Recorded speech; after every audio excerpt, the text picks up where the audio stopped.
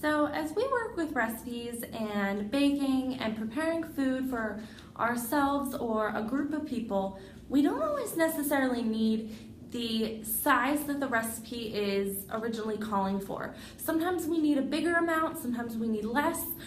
So we need to know how to adjust our recipes based on the needs of the crowd that we're expecting or how many we're preparing for.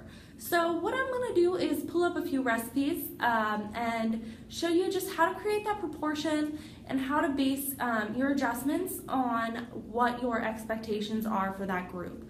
So let's look at this first recipe. I pulled up a buffalo chicken dip recipe, and there's the ingredients, there's how much of everything I need, and maybe I'm expecting quite a crowd and I want to triple the recipe. So I want to multiply all those ingredients by 3. So it's really easy to kind of say, okay, well, I know right off the bat, 3 cans of chicken, 3 cups of cheddar, and then you're kind of getting into that point where am I with that? And if you start to add the triple amount and then you forget that you were doing that, sometimes ingredients can be lost. So it's important to kind of make note, either on your recipe card or on a separate piece of paper, how you're adjusting that recipe and what changes are made. So I want to show you, just with using proportions, how that can look. So if I have a recipe, and like this one, and let's say I want to triple it.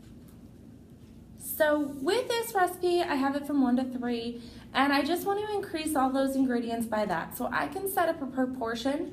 Let's say I'm doing the cream cheese 1/3 equals, it originally called for 8 over x. And you can see that I then multiply across the diagonal, and I would get 24 equals x, or I know that I would need to adjust that to 24 ounces. I will then do the same thing all the way down.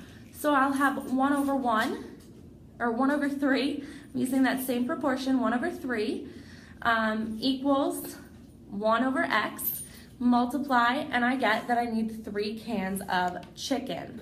And these numbers are kind of easy because we already did an 8, so I now need 24 ounces of hot sauce, 24 ounces of ranch, and 3 cups of cheddar.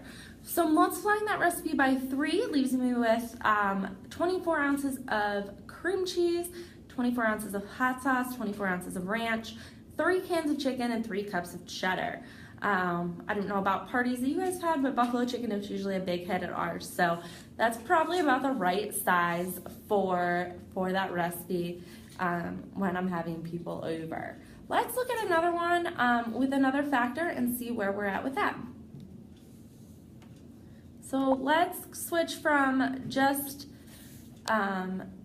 dessert or just an appetizer to our entree here.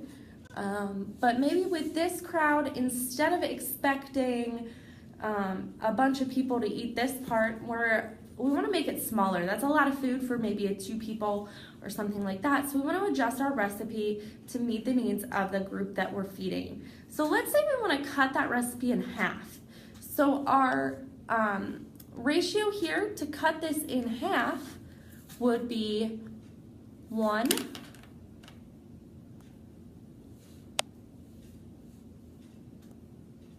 to 1/2.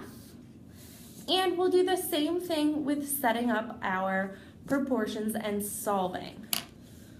So notice we set up our proportion. 1 to 1/2 is 4/x. So our 1 was our original, that was our original recipe. To the 1/2, that's how much we want to change it by. 4 is what corresponded from our original recipe, and x is what we're going to need. So we're going to do 4 times 1/2, which gives us 2. And that equals x. So we need 2 chicken breasts. And again, we're cutting it in half. So with some of these numbers, you can see they're all multiples of 2. They are easy to just kind of divide from here on out. You know you're going to do that original times the 1/2 or divided by 2. So we're going to need 1 tablespoon of butter, 1 can of cream of chicken, and 1 can of biscuits. So you can see how we can set up that proportion, and when the numbers work out, we don't even have to copy it over as much, but we do have that proportion we can set up and use to solve. Let's shift gears one more time. We'll look at some different dessert options and how we can change those recipes. So Dunkaroo dip is one of my all-time favorites. It really tastes kind of like a funfetti cake mix dip. Great with like little Teddy Grahams or something like that. But if we make this recipe, it calls for 1 box of funfetti mix, half a cup of yogurt, and half a container of Cool Whip. I don't know about you, but I'm terrible at deciding where the half mark is.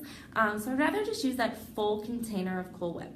So I know that I need to go, I need to get 1/2 to be a full 1. The way to do that I know is that I need to multiply by 2. So I realized that my ratio is going to be 1 to 2. And if I want to just double check it, I add 1 to 2 is 1/2 over x. And I want to make sure that gives me that full container of Cool Whip that I'm looking to use. 2 times 1/2 is 1. So that gives me that I want to use that full container of Cool Whip. The nice thing here is that I use that same ratio to figure out, or same proportion to figure out the cup of yogurt. Half a cup, if I'm doubling it, becomes 1 cup of yogurt. And that box of funfetti mix, I went 1 over 2. Originally I had 1 over x. I multiply, and that gives me 2 boxes of funfetti cake mix. So it's going to make quite a bit of dip to enjoy. However, I don't have to try and figure out where that container is split in half or worry that I don't have enough.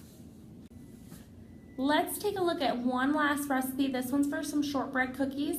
1 cup of butter, half a cup of sugar, teaspoon of vanilla extract, and 2 1/4 cups of flour. And maybe I don't want to make very many cookies. I'm just kind of hungry for a small snack, and I want to cut that in a quarter. So I want to do a ratio of 1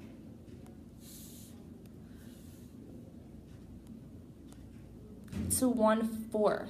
So that's quite a smaller ratio than I'm used to seeing, but I want to try and see how much of each ingredient I need if I want to cut that in a quarter. So if I'm going to do 1 cup of butter, I do 1 to 1/4 is equal to 1 over x.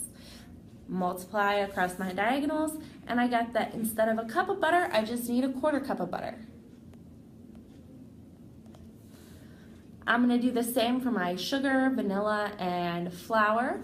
Sugar, I need 1 to 1/4 is 1/2 over x. I'm going to do 1/2 times 1/4, and that's going to give me 1/8 of a cup of sugar. 1/8 of a cup of sugar.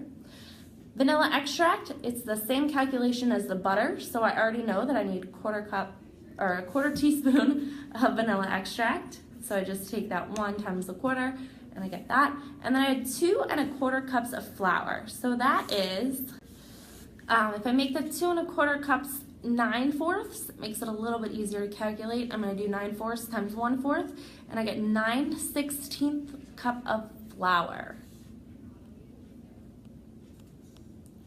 9/16 cup of flour, just over half a cup of flour. So I can decide the factor that I want to make my adjustments on for my recipes, and then adjust and plan accordingly for the crowd that I'm expecting.